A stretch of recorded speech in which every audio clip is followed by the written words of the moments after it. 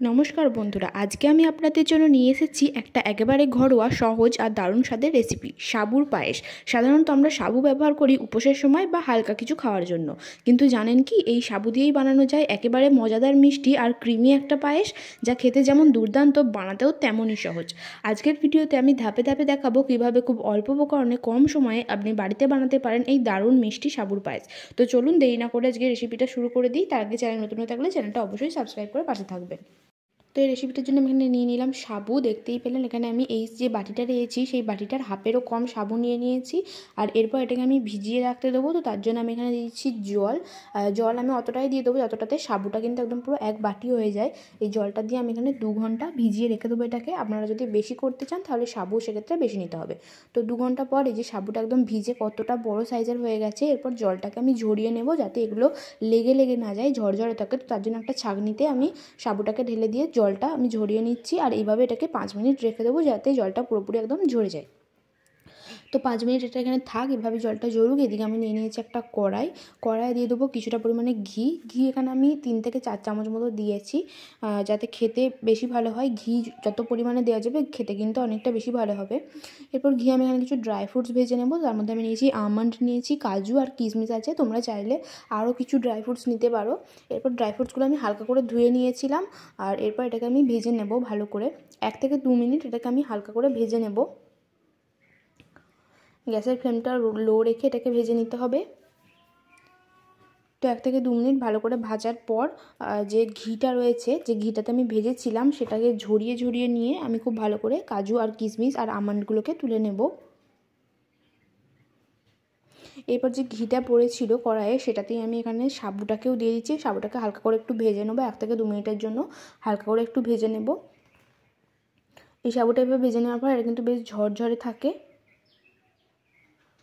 তো 1 থেকে 2 মিনিট এভাবে নেড়েচেড়ে আমি ভেজে নেব। আর দেখতে হবে যাতে এটা লেগে না যায়। এটাও আমি একদম লো ফ্লেমে করেছি। তো ভেজে নেওয়ার পর এটাকে আমি তুলে নিচ্ছি। যে ড্রাই ফ্রুটস রেখেছিলাম যে পাত্রটাতে, সেই পাত্রটাতেই একবারে তুলে নিলাম। এরপর আমি কড়াই দিয়ে দিচ্ছি 1 থেকে 1.5 চামচ মতো ঘি। এরপর ঘিটা একটু ভালো করে গলে গেলে এখানে আমি দিয়ে দিচ্ছি 2টো এলাচ দুটোকে ভালো করে ফাটিয়ে নিয়েছি আর সেটা দিয়ে দিলাম। আর দিয়ে দেবো একটা তেজপাতা 2 অর্ধেক করে। এরপর 1 মিনিট এটাকে একটু নেড়েচেড়ে নিতে হবে যাতে এটা থেকে একটা সুন্দর গন্ধ আসে। তো এটা থেকে যখন একটা সুন্দর গন্ধ আসতে শুরু করবে তখন আমি এখানে পরের উপকরণটা দিয়ে দেব।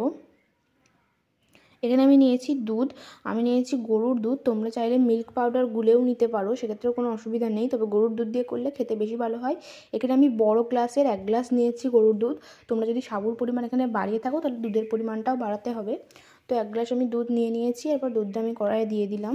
আর এরপর এটাকে আমরা 5 মিনিট ধরে একটু জাল দিয়ে নেব। আর ওই যে গ্লাসটাতে দুধটা ছিল সেই গ্লাসটা ধুয়ে আমি সেই জলটাও দিয়ে নিলাম। আর 5 মিনিটের জন্য এটাকে এইভাবে আমাদের জাল দিয়ে নিতে হবে।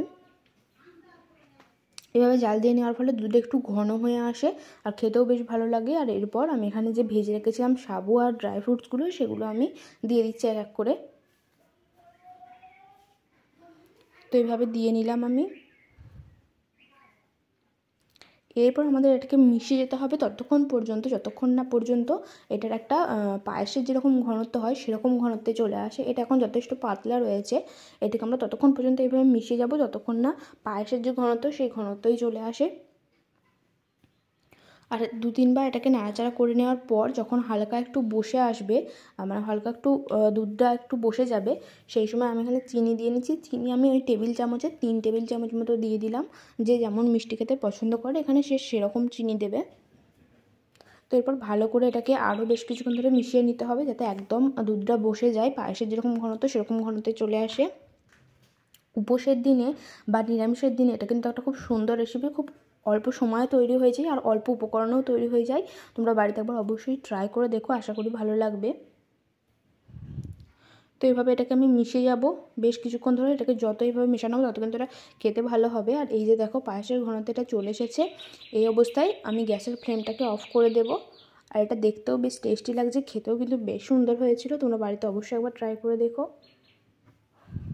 আর এরপর আমি গ্যাসের ফ্লেমটা অফ করে দিয়ে একটা পাত্রে তুলে নিয়ে, তো রেডি আমাদের আজকে সাবুর পায়েস। কেমন লাগলো অবশ্যই জানিও, ভালো লাগলে অবশ্যই একটা লাইক করে দিও।